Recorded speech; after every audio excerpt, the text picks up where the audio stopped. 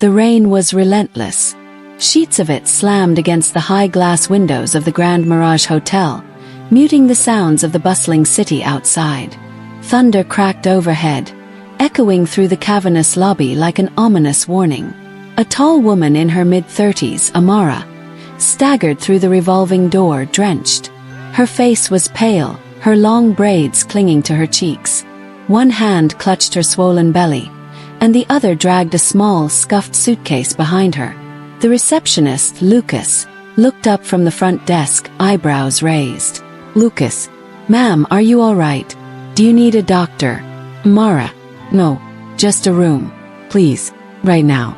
Lucas's fingers danced across the keyboard, the glow from the monitor casting shadows on his face.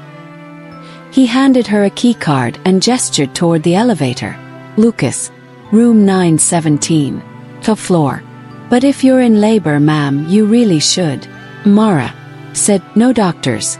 She stumbled toward the elevator, clutching her belly tighter as another contraction rippled through her. The doors closed behind her with a ding, swallowing her into silence. From behind the desk, Lucas stared after her, a chill prickling his skin. Something about her eyes. They weren't just desperate. They were haunted. Amara burst into the room and slammed the door shut. She dropped the suitcase and collapsed onto the bed, gasping. Her hands trembled as she pulled out her phone and checked the screen.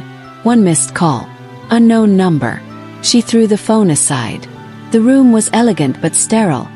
Dark wood furniture, cream walls, and a massive window that looked out onto the rain-drenched skyline. Suddenly, a low, guttural groan escaped her lips.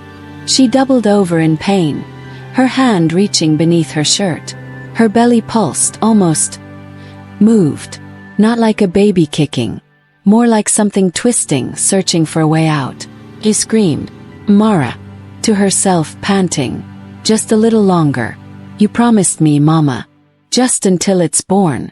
She crawled toward the bathroom and turned on the water in the tub. Steam rose as she adjusted the temperature, her reflection in the mirror catching her attention. She didn't recognize herself. Her eyes were too dark, pupils wide like black holes. Her skin seemed translucent, almost scaled in some places. Then something thumped from inside her belly. She collapsed again. This time the pain didn't pass. Golden sunlight filtered through the trees as young Amara, dressed in a white ceremonial wrapper, knelt before the river priestess. Behind her, the villagers chanted and clapped in rhythm, the river bubbling unnaturally with power. Amara's mother, Mama Eek, stood nearby with red chalk markings on her forehead and arms. Her eyes never left her daughter. "Priestess, you seek fruit of the womb. You must offer blood." "Mara, I've tried everything. Herbs, doctors. I just want a child." The priestess took a gourd from the river and handed it to Amara. "Priestess, drink. But remember, not all gifts come without cost." Amara drank it. The water was thick, almost alive. Amara screamed as her water broke, soaking the floor. But it wasn't water. It was dark, murky, ooey, like something pulled from the bottom of a swamp. She dragged herself into the bathtub, trembling, whispering prayers. Outside, thunder boomed louder. The lights flickered and died, leaving the room lit only by the moon and the orange flicker of a street lamp outside the window. Her belly moved violently now. Slithering shapes seemed to shift beneath her skin. Mara, whimpering. Mama said it would be a child. A gift. Something sharp jabbed her from inside. She screamed, and then it began. Lucas stood outside room 917, a tray of bottled water in hand. The concierge had radioed in a noise complaint from a guest in the next room. He knocked. No answer. He knocked again. A muffled scream came from within. Then silence. He reached for his walkie-talkie. "Lucas, security, I need assistance on the 9th floor. Possible medical emergency in room 917. No response. Just static." He twisted the handle. It was locked. Then from inside, a wet thud. Lucas backed away, heart hammering. Amara lay unconscious in the tub, blood and strange black fluid coating her body. The tub trembled. Something slid from between her legs. It wasn't a baby. Not fully. It had the shape of a newborn, but its skin shimmered with scales. Its eyes were yellow and vertical slitted. And as it opened its mouth, twin fangs emerged.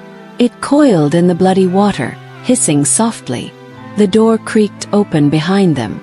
"Ma'am." He stepped into the bathroom and froze. Then he screamed. The room was no longer just a hotel room. Something had shifted, like a curtain torn down between the real and the unreal. Sophia sat up on the bed, her hands trembling as she reached for her phone, desperate to call someone, anyone. But the screen flickered violently, then died, refusing to turn on again. A loud drip, drip, drip echoed. Her eyes scanned the ceiling. That sound wasn't coming from the bathroom. It was coming from the walls. She stood, slowly walking toward the far wall, and the moment her fingers grazed the wallpaper, her hand recoiled. Warm. Wet. Sticky. Her eyes widened as she pulled the curtain back and saw it. The wall was bleeding. Thick, crimson liquid oozed from the cracks in the plaster, flowing in lines like veins. A putrid stench followed, metallic and ancient. Sophia screamed. The sound echoed unnaturally, stretching out longer than it should, like the walls themselves were mimicking her scream. Panicked, Sophia backed away from the bleeding wall and turned to run toward the door. But she froze. Standing in the doorway, veiled in dim light, was a woman in a white dress. Not just white soaked, drenched from head to toe in something thick. Her face was hidden beneath long, wet strands of hair. Sophia's voice caught in her throat. Who are you?" The woman tilted her head slightly, then took a slow step forward. With each step, the lights flickered, and Sophia's pregnant belly pulsed unnaturally, as though something inside responded to the woman's presence. "You've been marked," the woman whispered. Her voice was a gurgle, like someone speaking through water. "You were chosen, and now it grows." Then she vanished. Sophia collapsed onto the bed, gasping. Her hand instinctively went to her belly, and she gasped again.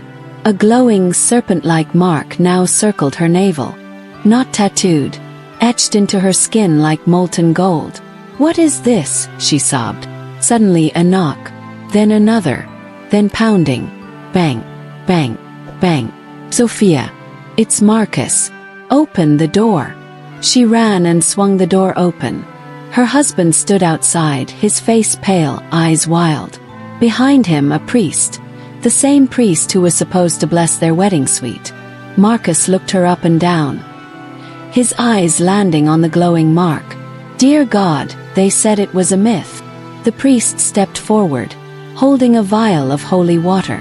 "We have no time. She must be cleansed." They brought her into the bathroom. Candles were lit, forming a circle.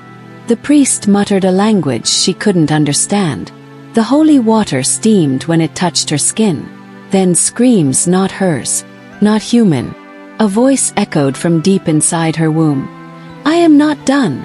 The bathtub filled with dark, murky water, though the taps were off. Then a clawed hand burst from beneath the water. Sophia shrieked. Marcus pulled her back as the priest began chanting louder, faster, more desperate. The hand dissolved into ash. The water stilled. And for a brief moment, silence. But the mark still glowed. Marcus grabbed Sophia's hand. "We need to leave. Now." They bolted out of the room, down the hallway. But the hallway never ended. Every door looked the same. The elevator refused to come. Then the lights went out. Sophia turned around. The woman in white was there again, floating now, her dress billowing as though underwater. "She belongs to us now," the woman hissed. Marcus shouted, "No!" And through the remaining holy water, the spirit screamed, vanishing into the darkness. The hallway snapped back to normal. They found the stairwell and ran. They reached the lobby, empty. No staff, no guests, just the distant sound of hissing, like thousands of snakes sliding across the floor. Sophia collapsed. Her water had broken. Blood mixed with the fluid. Marcus held her, panic overtaking his eyes. "Stay with me, Sophia. Please." The priest reappeared, breathless.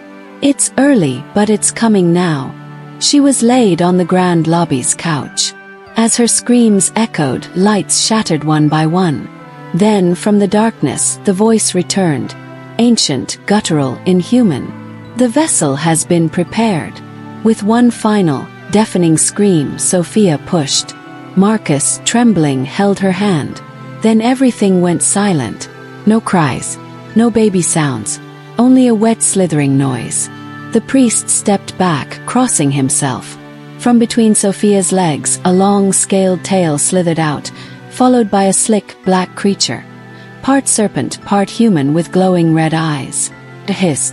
Marcus recoiled. Sophia stared, exhausted, pale. The creature looked at her and smiled. Then it spoke. "Mother!"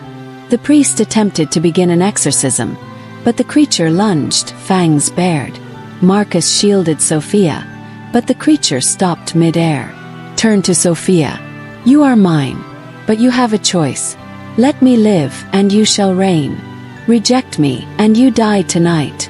Sophia's heartbeat thudded in her ears. Then she whispered, "What are you?" The creature responded, "I am the god your ancestors abandoned. I am the first and the last. And I am your son." Tears streamed down Sophia's face. Marcus whispered, "Don't trust it. We'll find help." But deep down Sophia knew the truth. The mark, the visions, the transformation. She had been chosen not by chance, but by bloodline. She stood, shaky, and walked toward the creature. Her hand extended. It slithered up her arm and coiled around her like a shawl. She looked back at Marcus. "I'm sorry," she said, "but this is bigger than us." And with that, both Sophia and the creature vanished, swallowed by the hotel's shadows. Marcus fell to his knees. The priest whispered, "It has begun again."